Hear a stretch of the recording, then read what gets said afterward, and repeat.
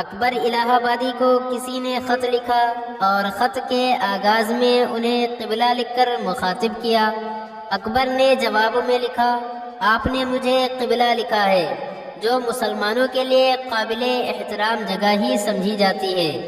میری سمجھ میں نہیں آتا کہ آپ کو کیا لکھوں، میں یہی لکھ سکتا ہوں، وعلیکم السلام جامع مسجد۔ ایک عمارت کی تعمیر ہو رہی تھی۔ تعمیر کی مخالفت میں بہت سے لوگ تھے۔ جب تعمیر مکمل ہو گئی تو اس میں موجود ایک ریسٹورنٹ میں ایک صاحب روزانہ آ کر کافی دیر تک بیٹھے رہتے تھے، حالانکہ وہ اس عمارت کی تعمیر کے سخت خلاف تھے۔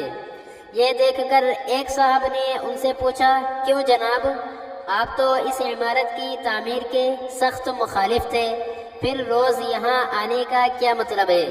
یہ سن کر وہ صاحب بولے، دراصل بات یہ ہے کہ سارے شہر میں یہی ایک جگہ ہے جہاں سے یہ منحوس عمارت نظر نہیں آتی۔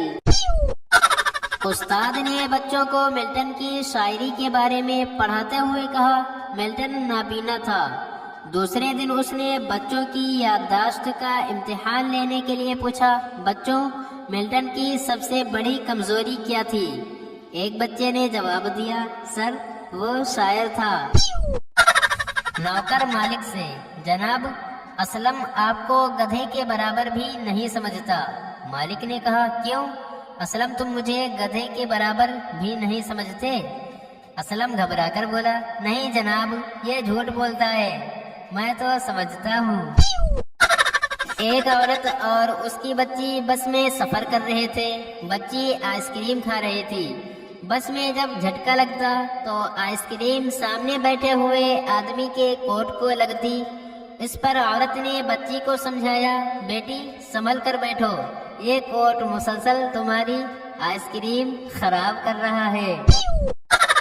استاد نے نقشے کی طرف اشارہ کر کے شاگرد سے کہا، حامد بتاؤ اس نقشے میں پانی کہاں ہے؟ حامد بولا، جناب اس نقشے میں پانی نہیں ہے۔ استاد نے پوچھا، کیوں؟ حامد نے کہا، اس لیے کہ اگر نقشے میں پانی ہوتا تو نقشہ بھیگ جاتا۔ کسی زرعی کالج کے طالب علم نے ایک باغبان سے کہا، باغبانی کے یہ طریقے بہت پرانے ہو گئے ہیں، اگر تمہارے اس درخت پر 5 کلو سیب پیدا ہو جائیں تو مجھے بڑی حیرت ہوگی۔ باغبان نے کہا، ہاں حیرت تو مجھے بھی ہوگی، کیونکہ یہ درخت سیب کا نہیں آڑو کا ہے۔ ایک صاحب نے اپنے بنگلے کے سامنے سے گزرتے ہوئے ایک راہگیر کو روکا اور 2 درجن بوتلوں کی ایک پیٹی اسے سونپتے ہوئے کہا، میری طرف سے بہترین شراب کی یہ 2 درجن بوتلیں قبول کرو۔ راہگیر حیران ہو کر بولا، کیا بات ہے، آپ کون ہیں؟ کوئی کروڑ پتی، موجودہ دور کے حاتم طائی؟ ان صاحب نے جواب دیا، نہیں، صرف پھیپھڑوں کے کینسر کا مریض۔